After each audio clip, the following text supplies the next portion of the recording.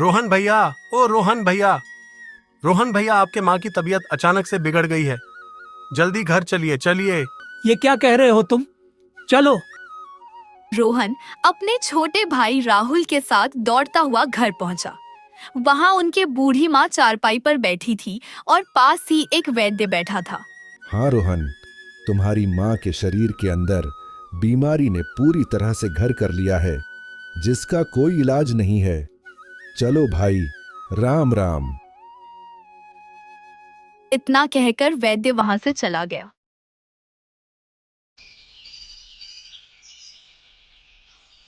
देखो रोहन, मेरा अंतिम समय आ गया है। अब मैं ज्यादा दिन तक इस संसार में नहीं रह पाऊंगी। देखो रोहन, मुझे तुम पर भरोसा है। तुम ईमानदारी से सारी संपत्ति को आधा आधा अपने छोटे भाई से बात करके बांट लेना। इतना कहकर रोहन के बूढ़ी माँ ने दम तोड़ दिया। कुछ देर बाद वो दोनों अपनी माँ का अंतिम संस्कार कर घर लौट आए। कुछ समय बीत गया। एक दिन रोहन की पत्नी सीमा, जो कि बहुत चतुर और तेज थी, रोहन से बोली, माँ जी को गए काफी समय हो गया है। राहुल से बोलो, कुछ काम करने के लिए केवल भक्ति से पेट नहीं भरता। बाहर से देखने पर रोहन बहुत अच्छा इंसान लगता था, लेकिन अंदर से उसमें भी चतुराई, लालच और मक्कारी भरी थी। हाँ, तुम सही कह रही हो। आने दो आज इस राहुल को। अरे ओ राहुल, तू पूरा दिन अगर भजन में निकाल देगा तो घर का काम कौन करेगा? कहाँ से खाने के लिए आएगा फोकट का? रोटियां पेट पर नहीं उगती। अगर इस घर में रहना है तो काम भी जरूरी है। अब जल्दी से जा, ये बीज रखे हैं खेत में बो देना और उधर से पशुओं के लिए चारा काट लेना। और हाँ, आज से रोज घर से लेकर पशुओं तक और पशुओं से लेकर खेत तक सारा काम तुझे करना है, समझा? राहुल सारा दिन खेतों में काम करता और पशुओं को भी संभालता। घर में उसकी पत्नी और उसका बेटा नौकरों के जैसे काम करते थे, फिर भी उनको पेट भर भोजन नहीं मिलता।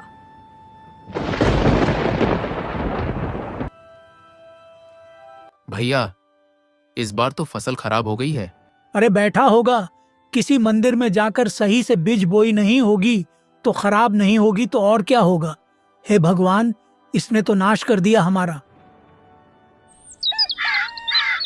हाँ, तो देखो छोटे भाई, माँ तो अब रही नहीं और तुमसे काम भी ढंग से होता नहीं, इसीलिए अब हम दोनों को संपत्ति का बंटवारा कर लेना चाहिए। लेकिन भैया, मैं तो आपके साथ ही रहना चाहता हूँ। हाँ हाँ, मेरे साथ रहकर फोकट का खाने का जो मिलता है तो रहोगे ही मेरे साथ। देखो, हमें अभी से अपने भविष्य के बारे में सोचना चाहिए। हाँ ठीक है भैया, जैसी आपकी मर्जी, बताइए। हाँ, तो फिर मेरी बात ध्यान से सुनो। देखो, हमारा खेत आधा उपजाऊ है और आधा बंजर।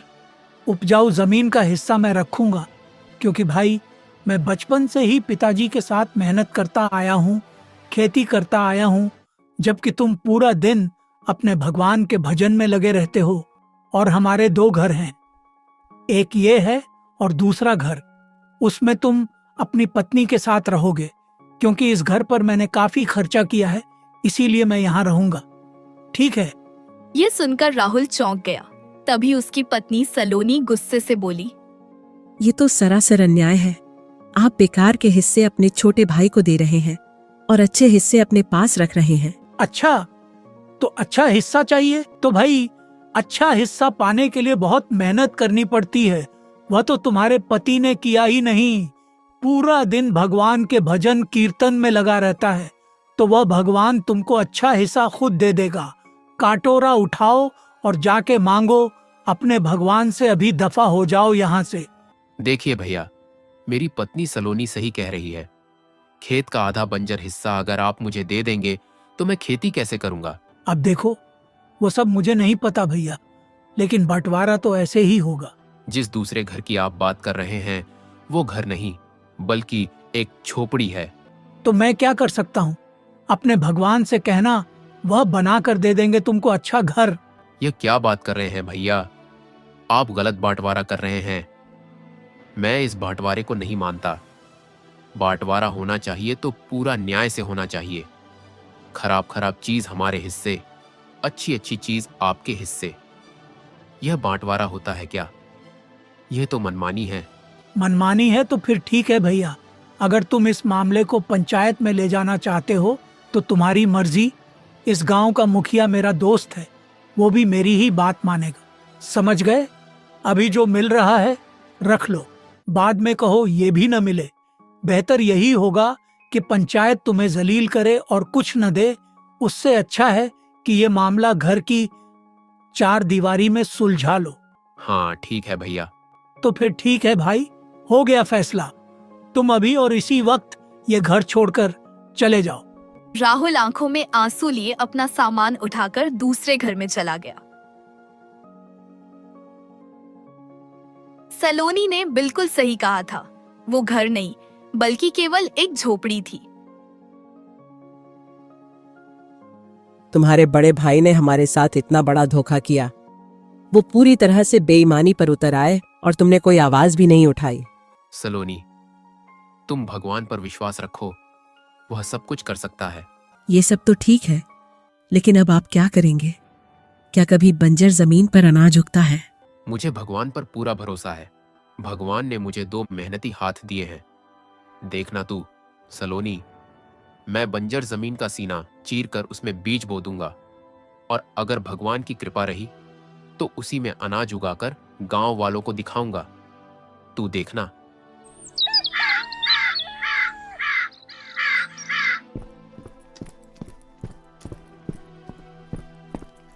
अगले दिन राहुल अपने बंजर खेत पर पहुंचा और हल चलाने लगा।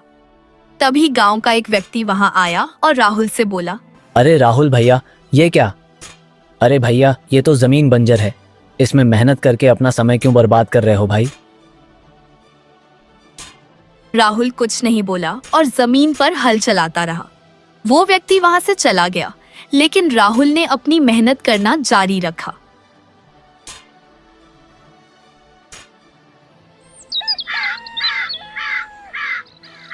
राहुल कई दिनों तक अपने खेत में मेहनत करता रहा, लेकिन कुछ भी उगता नजर नहीं आया।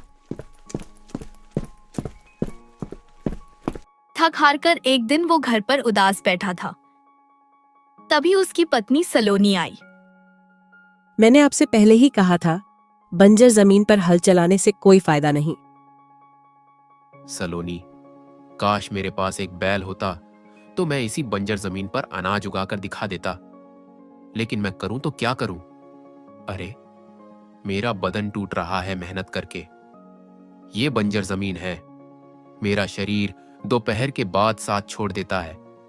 अब नहीं होता मुझसे, नहीं होता।